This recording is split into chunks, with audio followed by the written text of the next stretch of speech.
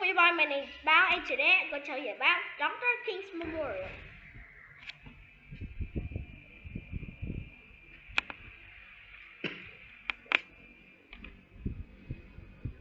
Introduction. Each year, people of all ages visit the memorial that honors Dr. Martin Luther King Jr. in Washington, D.C. A large sculpture of Dr. King and some of his famous work inspired visitors.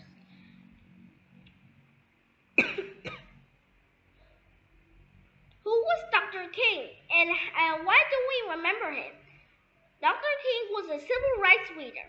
He worked throughout his lifetime for equal rights for all people. The South.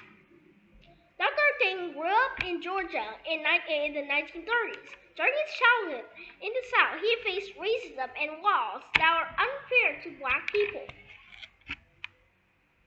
Laws in the United States kept black people and white people segregated or separated from each other.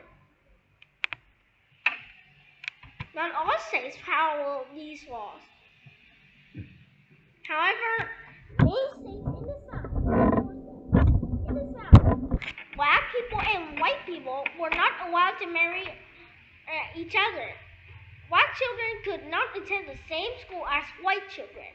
Black people had to use different drinking fountains from white people.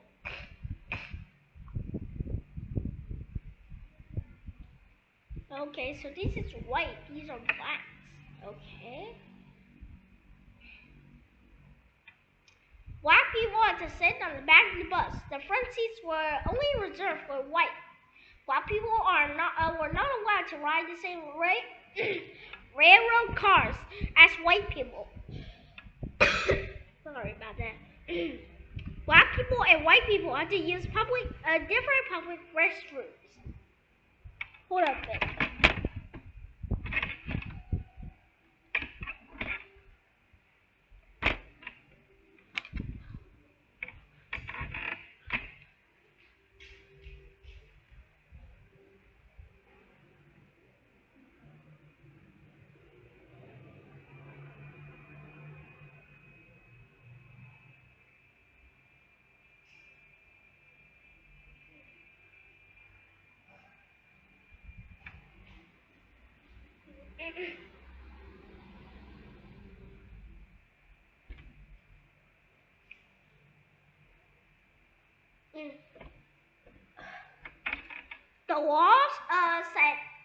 The law said that everything would be separate but equal.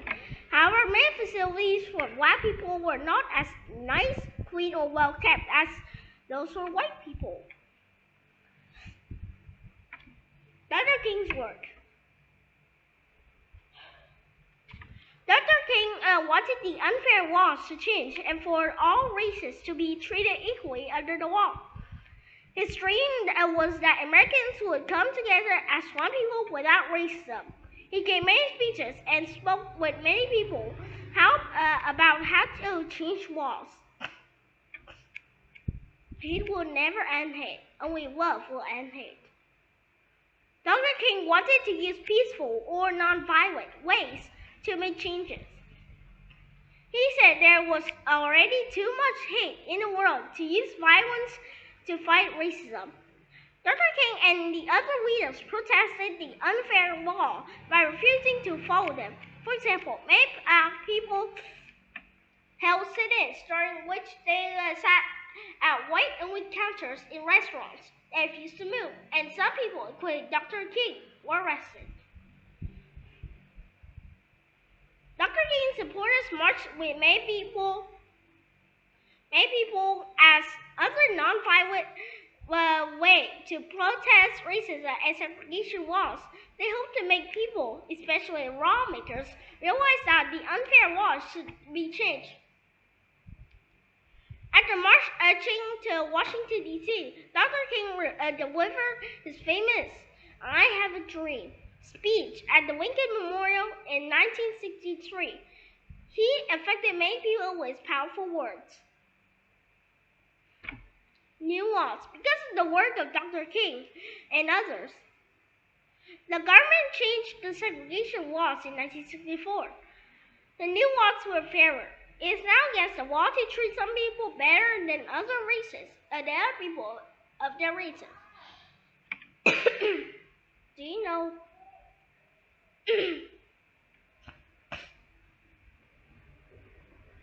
Rosa Parks refused to move from her front seat on a seaboat to a back seat in 1955. When she was arrested, many people around the country became angry about her treatment. The church helped change fair laws. So she changed that before Dr. King. Interesting. Black children and white children can go to the same school. People can sit where they want on the bus, trains, and in restaurants.